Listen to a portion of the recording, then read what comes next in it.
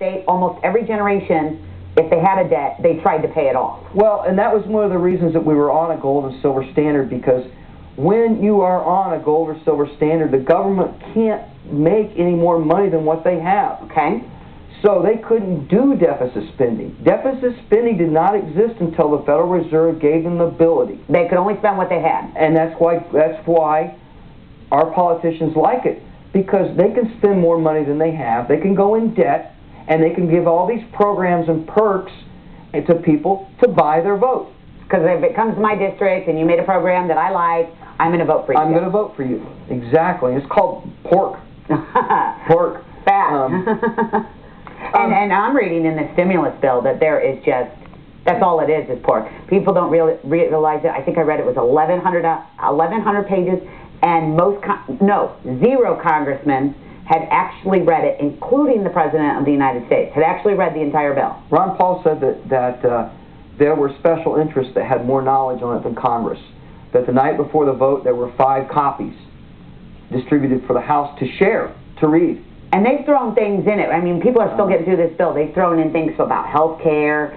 I thought I saw something about guns, but I've been led to believe that that's been taken out. That was taken out. I've seen it, but nobody. That's the problem. Nobody knows what's actually in there or not in there, because it's 1,100 pages. And think about a book you'd read. How do you read an 1,100-page book in a night? In my opinion, the Republicans got what came to them. They did the same thing with the Patriot Act. Yes, nobody read that. Our own governor did the same thing with the property tax reform. From what I hear, he delivered it at 9 o'clock the night before, and it was voted on at 8 o'clock the next morning. As a constitutionalist, I understand the checks and balance of our government, and we're supposed to have separation of powers.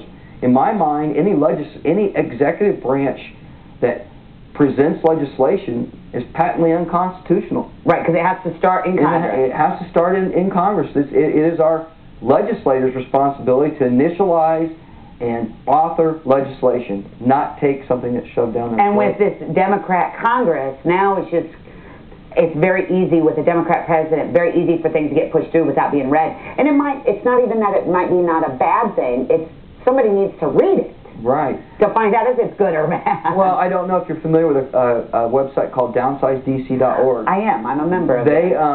They tried to present a bill last Congress that was called the Read the Bill Act. They could not act on a bill within, I think it was 72 or... Unless they actually read it. Within 72 hours of presentation, which would give them time to read it and examine it. And the other one I saw that went along with that was one bill at a time. Exactly. Not only should they read it, but you should only allow one bill. So if it's going to be about a bailout, the money, we don't put health care in it. We don't put gun things in it. We don't put anything in it. If you look at the stimulus package, it's a lot of pet projects. Right. That have been thrown in there. I went to what's called the Third House. I don't know if you're familiar with that. Every month, all of our state legislators are supposed to come to their local communities and talk with their constituents. I think I saw it and put it through. I highly encourage everyone to try to find when that is. Mine was last weekend in Kokomo. And go to it. It's very interesting to see what people in your community are interested in, what they want. But my Senator Jim Buck, out of Kokomo,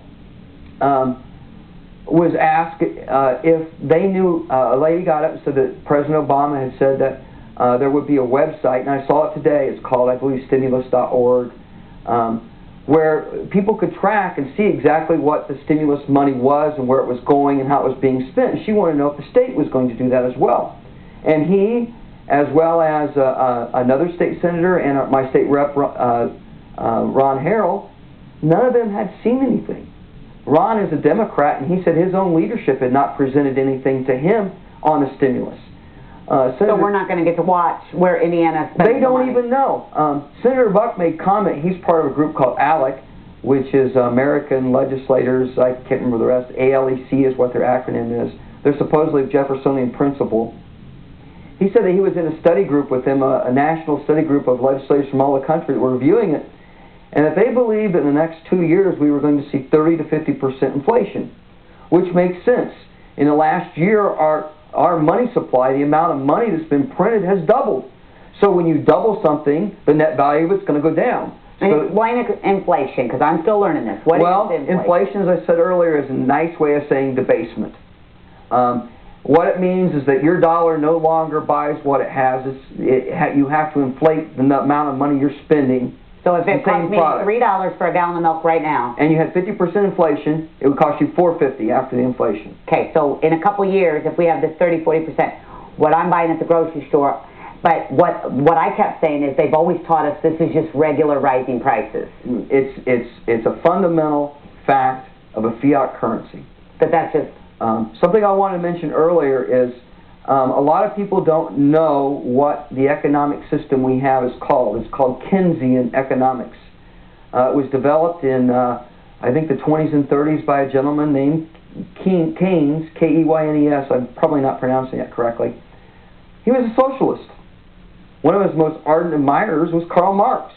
Actually, it was earlier than that. I think it was in the teens and 20s. But wait, before you say socialism like bad, why is socialism bad? That's what Obama's showing us, that socialism's great. Well, we're taking from rich, helping the poor. As a constitutionalist, socialism is directly juxtaposed to me. I believe that as an individual, your rights to control my life and control what I think and control what church I go to, you don't have the right. You have as much right to tell me what to do as I have to tell you. But don't we have to help the poor? Isn't the rich obligated to help the poor? And in socialism basically is the government taking all your money, or taking the money, and then redistributing it. So why is that bad? No, that's not necessarily the case as far as socialism redistributing. Socialism is supposed to be government that takes care of all the services for people. And there's nothing wrong with that. But, for example, for my money to be taken and given to abortion clinics, that's not right. That's something that I should not be... Because you're opposed to it. I'm opposed to it. So if I'm not, I should be allowed to contribute it from my own income and give it to them. And if you are, and the problem is them taking it and just deciding... And as well as it's a proven fact that